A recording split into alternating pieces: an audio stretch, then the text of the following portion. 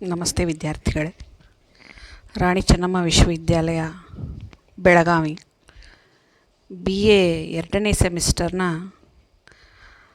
ಅವಶ್ಯಕ ಕನ್ನಡ ಪಠ್ಯಕ್ಕೆ ಸಂಬಂಧಿಸಿದಂತೆ ಇದೊಂದು ಪ್ರಶ್ನೆ ಪತ್ರಿಕೆ ಮಾದರಿ. ಇದನ್ನು ಪುಸ್ತಕದ ಕೊನೆಯಲ್ಲಿ ಕೊಟ್ಟಿರುವಂಥದ್ದು. ಯಾವ ರೀತಿ ಪ್ರಶ್ನೆಗಳು ಬೀಳ್ತವೆ ಅದು ಅಂಕಗಳ ವಿವರವನ್ನು ನಮಗಿಲ್ಲಿ ಕೊಟ್ಟಿದ್ದಾರೆ. 3 ಗಂಟೆ ಅವಧಿ ಇರ್ತದೆ. 80 ಅಂಕಗಳ ಪ್ರಶ್ನೆ ಪತ್ರಿಕೆ ಇರ್ತದೆ. ಪ್ರಶ್ನೆ 1, ಇಡೀ ಪಠ್ಯಕ್ಕೆ ಅನ್ವಯಿಸಿ ಪ್ರಬಂಧ ಮಾದರಿಯ 5 ಪ್ರಶ್ನೆಗಳನ್ನು ಕೊಟ್ಟು 3ಕ್ಕೆ ಉತ್ತರಿಸಲು ಹೇಳುವುದು. ಇಡೀ ಪಠ್ಯಕ್ಕೆ ಸಂಬಂಧಪಟ್ಟಂತೆ ಪ್ರಶ್ನೆಗಳನ್ನು ಕೇಳ್ತಾರೆ. ಸುಮಾರು 5 ಪ್ರಶ್ನೆಗಳು ಅಂದರೆ 10 ಅಂಕದ ಪ್ರಶ್ನೆಗಳಿರ್ತವೆ. ಅದರಲ್ಲಿ 5 ಪ್ರಶ್ನೆಗಳನ್ನು ಕೊಟ್ಟು 3ಕ್ಕೆ ಉತ್ತರ ಬರೆಯೋದಕ್ಕೆ ಹೇಳ್ತಾರೆ. ಇದು ಇಡೀ ಪಠ್ಯ ಪುಸ್ತಕಕ್ಕೆ ಅನ್ವಯಿಸಿದಂಥ ಪ್ರಶ್ನೆಗಳು ಇಲ್ಲಿ ಬರ್ತವೆ ಅಂತ. ಇನ್ನು ಪ್ರಶ್ನೆ 2, ಟಿಪ್ಪಣಿ 6ರಲ್ಲಿ 4ಕ್ಕೆ ಉತ್ತರಿಸಲು ಹೇಳುವುದು. ಪ್ರಶ್ನೆ 2ರಲ್ಲಿ ಟಿಪ್ಪಣಿ ಬರೆಯೋದಿರ್ತದೆ. ಸುಮಾರು 6 ಟಿಪ್ಪಣಿಗಳನ್ನು ಕೊಟ್ಟು ಅಲ್ಲಿ 4ಕ್ಕೆ ಉತ್ತರಿಸೋದಕ್ಕೆ ಹೇಳ್ತಾರೆ. ಅಂದರೆ 1 ಟಿಪ್ಪಣಿಗೆ 5 ಅಂಕಗಳಿರ್ತವೆ. ಒಟ್ಟು 20 ಅಂಕದ ಟಿಪ್ಪಣಿಗಳು. ಆದರೆ ಇಲ್ಲಿ ಯಾವ ಘಟಕಕ್ಕೆ ಸಂಬಂಧಪಟ್ಟಂತೆ ಟಿಪ್ಪಣಿಗಳಿರ್ತಾವಂದರೆ 1, 2, 3 ಮತ್ತು 5. ಅಂದರೆ ಆ ಘಟಕಗಳಲ್ಲಿ ಮತ್ತೆ ಪಾಠ ಪದ್ಯಗಳು ಬರ್ತವೆ. ಆ ರೀತಿ ಏನು ಅಂತಂದರೆ ಕೇವಲ ಈ ಒಂದು 4 ಘಟಕಗಳಿಗೆ ಸಂಬಂಧಿಸಿದ ಹಾಗೆ ಯಾವ್ಯಾವ ಅಂದರೆ 1, 2, 3 ಮತ್ತು 5ನೇ ಘಟಕಗಳಿಗೆ ಸಂಬಂಧಿಸಿದ ಹಾಗೆ ಪ್ರಶ್ನೆ ಪತ್ರಿಕೆ ಬರ್ತದೆ. ಮತ್ತು 3ನೇ ಪ್ರಶ್ನೆ, ಸಂದರ್ಭದೊಡನೆ ಸ್ಪಷ್ಟೀಕರಿಸಿ 5ರಲ್ಲಿ 3ಕ್ಕೆ ಉತ್ತರಿಸಲು ಹೇಳುವುದು.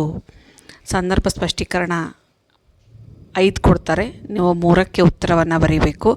ಅದು ಕೆಲವೊಂದು ಘಟಕಗಳಿಗೆ ಸಂಬಂಧಪಟ್ಟ ಹಾಗೆ 1, 2 ಮತ್ತು 3ನೇ ಘಟಕ. ಈ 3 ಘಟಕಗಳಲ್ಲಿ ಬರುವಂಥ ಪಾಠ್ಯ ಪದ್ಯಗಳಿಗೆ ಸಂಬಂಧಿಸಿದ ಸಂದರ್ಭ ಸ್ಪಷ್ಟೀಕರಣ ಬರ್ತದೆ. ಇಲ್ಲೂ ಸಹ 3 ಸಂದರ್ಭಗಳಿದ್ದರೆ ಅಲ್ಲಿ ನೀವು 5 ಅಂಕಗಳಿಗೆ 1ನ್ನು ಬರೀಬೇಕು. ಅಂದರೆ 15 ಅಂಕ 3ನ್ನು ನೀವು ಬರೀಬೇಕು. ಇನ್ನು 4ನೇ ಪ್ರಶ್ನೆ, ಒಂದು ವಾಕ್ಯದ 15 ವಸ್ತುನಿಷ್ಠ ಪ್ರಶ್ನೆಗಳನ್ನು ಕೊಟ್ಟು ಎಲ್ಲದಕ್ಕೂ ಉತ್ತರಿಸಲು ಹೇಳುವುದು. ಅಂದರೆ 1 ಅಂಕದ ಪ್ರಶ್ನೆಗಳಿರ್ತವೆ. ಸುಮಾರು 15 ಅಂಕಕ್ಕೆ.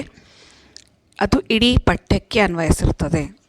ಅಲ್ಲಿ 5 ಏನು ಘಟಕಗಳು ಬರ್ತಾವೋ 5 ಘಟಕಕ್ಕೆ ಮತ್ತೆ ಘಟಕಗಳಲ್ಲಿ ಬರುವಂತಹ ಪಾಠ ಪದ್ಯಗಳಾಗಿರ್ಬೋದು ಅಥವಾ ವೇದಿಕೆ ಕಾರ್ಯಕ್ರಮಗಳಾಗಿರ್ಬೋದು ಅಥವಾ ತಲೆದಂಡ ನಾಟಕ ವಿಮರ್ಶೆಯ ಕುರಿತಾಗಿರ್ಬೋದು. ಒಟ್ಟಾರೆ 15 ಅಂಕದ ಇಡೀ ಪಠ್ಯಕ್ಕೆ ಸಂಬಂಧಪಟ್ಟಂಥ ಒಂದು ಪ್ರಶ್ನೆ ಪತ್ರಿಕೆ ಇರ್ತದೆ. ಇನ್ನು ವಿಶೇಷ ಸೂಚನೆ ಏನು ಅಂದರೆ ಆಂತರಿಕ ಅಂಕಗಳು 20. ಈಗಾಗಲೇ ನಿಮ್ಗೆ ಅದ್ರದ್ದು ಗೊತ್ತು. 10 ಅಂಕದ್ದು ಒಂದು ಆಂತರಿಕ ಪರೀಕ್ಷೆ ಇರ್ತದೆ ಅಥವಾ 5 ಅಂಕಕ್ಕೆ ಯಾವುದು ಪರೀಕ್ಷೆ ಆ ಕಾಲೇಜಿನ ಮೇಲೆ ಅದು ನಿರ್ಧರಿತವಾಗಿರ್ತದೆ. ಹಾಗೆ ನಿಯೋಜಿತ ಕಾರ್ಯ ಮತ್ತು ಹಾಜರಾತಿ ಒಟ್ಟು 20 ಅಂಕಗಳು ಇರ್ತದೆ.